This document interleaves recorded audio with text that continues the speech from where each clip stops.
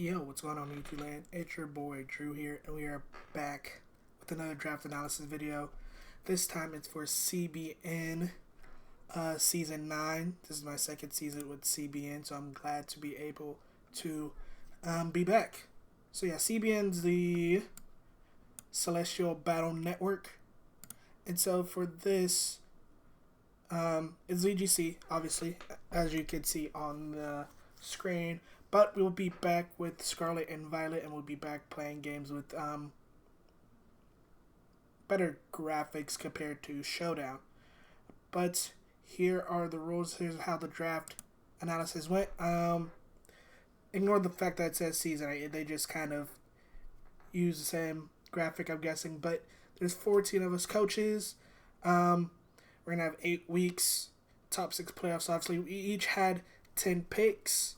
2 of those being restricted, so there was a R plus and a R category for the restricted, and you could choose one from each, and then you have an 80-point budget for the other 8 of your Pokemon. So on average, you have 8 points per Pokemon, but obviously not everyone drafts on the average. So it's also restricted to where our restricted Pokemon cannot Terra, and everyone else can, but the restricteds can't. And so, a little bit about this. I picked 13. I was kind of thinking, I want to do something new. I don't want weather. Kind of want to use some new Pokemon. Trying to mix it up a little bit compared to y'all always seeing the same Pokemon that I draft because, I like them. I like the synergy that they always bring. So, I kind of opted for myself of a no weather clause as of right now, kind of explain that a little bit more as we go through the draft, but without further ado, at pick 13 for round 1, I kind of lied to y'all. I drafted Mew. Mew was still there at pick 13. I was like, I want to do something different, but at the same time, Mew is just so versatile. It can do so many things. It can be specially offensive. It can be physically offensive. It can be bulky, it could be support, it could be all these different things. So I was like, Mew's still here, I might as well take him my first pick because I already know it. I already have ideas of like what kind of sets I want to run with Mew, and so it gives me more chance to run some of those different sets with Mew that I've always wanted to, that I continue wanting to do. And it was also a will draft, so we had the second pick in the second round. With our second pick, we got Tornadus. Now with Tornadus, it gives us Prankster, but it also it gives us Tailwind, something that Thundurus didn't give us when we had Thundurus a couple drafts ago in our multi-battle league. So that's good. It's Prankster, Tailwind, Prankster, Taunt.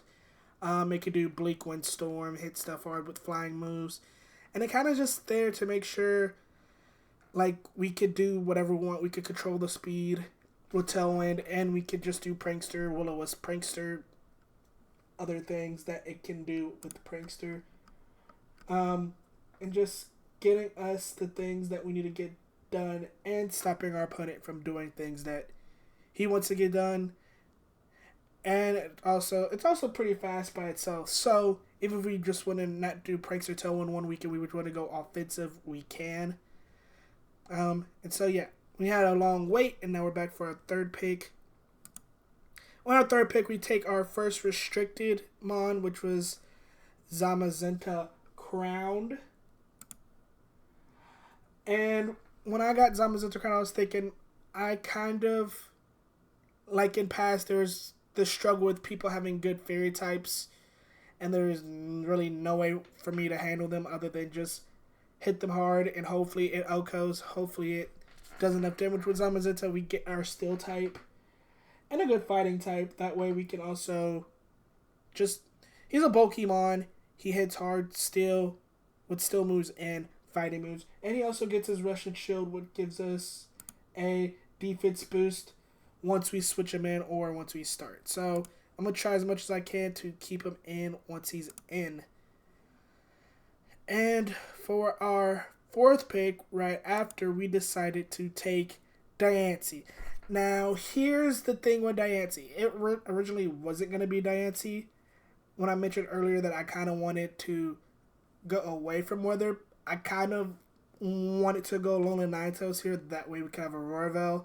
But it got taken on the wheel back around.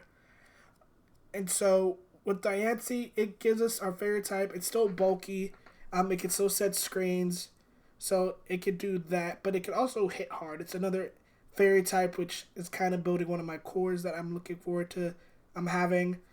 And it just hits hard. It's bulky. And I know in one of my leagues it was annoying to go get. So I was like, let's might as well just grab Diancie and let's rock and roll. And now with our 6th pick, just kind of off the bar, we went Skrellige. I know where Skrellige could do a lot of things. It could boost up a Torch Song. It could be just bulky and annoying because my opponent could boost up and Skrellige will not care. He could just sit there and fire back. It can take a couple hits because, like I said, it's bulky. And it hits hard especially, so it gives us a little bit of a more special attacking mon other than Tornadus, who, like I said, is our prankster mon, and gives a little bit more of offensive presence as well as a good fire type. With our next pick, which I believe we're on pick 6 now, we have our other restricted Pokemon in Zekrom. Now, I don't remember if this is R plus or R, but you'll see at the end because there's a little graphic with the whole team. But I was thinking with Zekrom, it gives me a Dragon type, and it gives me one thing that I really haven't had while drafting this team, which is a good electric type for those rain teams or people that want to bring rain, or for those people that just want to have flying tailwind users. That way, they're kind of scared to bring them. Something to shut down like I said, another thing to help shut down tailwind and water types, as well as dragon types. It's a pretty strong dragon electric type, and its ability Terravolt will help, especially for teams that might have lightning route, that might have like an ability that I kind of need to be worried about, but he just ignores it anyways. And so it kind of is helpful in that sense as well. And he helps finishes my Dragon Fairy Steel core that I was building with Zamazenta and Diancie. With our 8th pick, we're kind of bringing back an old reliable only because I'm kind of lower on points at this point in the draft because all those other mons are high, and you'll see that later. But we get Hisuian Avalugg. He's an ice and rock type. He's very bulky. He gives me a wide guard option if I want to do wide guard.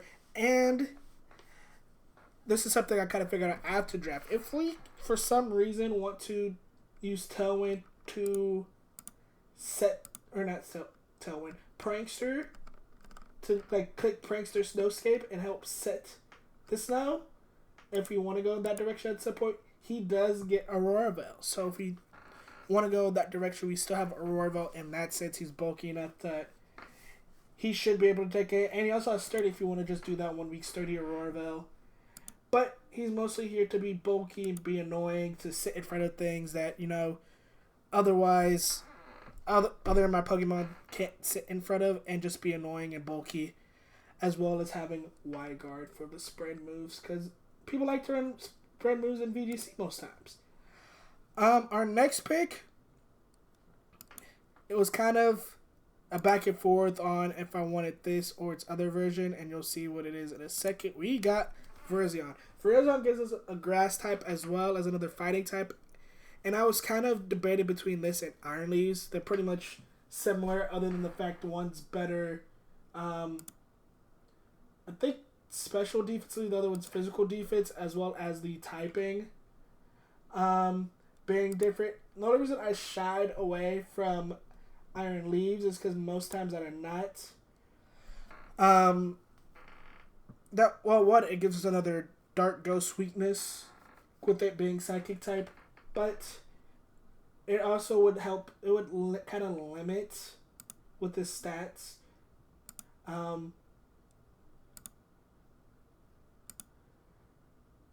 Kind of limit to me using Cork Drive every time, and I kind of didn't want to be stuck having to not Cork Drive, booster energy. Having to use that so I can get those boosts that Court Drive gives us. But also, more so for typing reasons, I kind of wanted to not have too many people be weak to the same thing. But it's also my ground coverage as well, because most of my team does not like ground types. So here's the ground type cover. And yeah, so my last 2 picks at this point, I only have 2 points left, so I went with 2 1-point Pokemon. One being Litten. Now with Litten, it gives me the opportunity, if I want to bring it Eviolite, it can fake out, it can snarl, it can intimidate. So it can be the annoying thing that the Incineroar is, just less offensive. So if I do see like maybe 1 week I have a team that is mostly physical attackers, I can bring Eviolite Litten, fake out things, switch it in and out, getting intimidates off as well as snarl drops. And it could just be annoying in that way. And then the last Pokemon I picked, I just picked Cubfu just because I was like, at one point, I haven't seen this Pokemon, or I haven't used this Pokemon before at all. And so I was like, might as well just grab it. I only had 1 point left, like I said, so I was like, might as well just grab it. Plus, it gets inner focus, I think it was this ability. So if I want to just bring it, it can do the thing and not flinch. Give it like a choice scarf and let it do like, it has revenge and stuff like that. So if I want to do like focus scarf revenge or stuff like that, I can. But yeah, that is the team. And here's a graphic with the team so you can see the point values and stuff of them all. And yeah, that is the draft analysis for the UA Fire. Or the UA Ice Fire. So I will be looking forward to that. Alright. I'll catch y'all in week 1. Peace.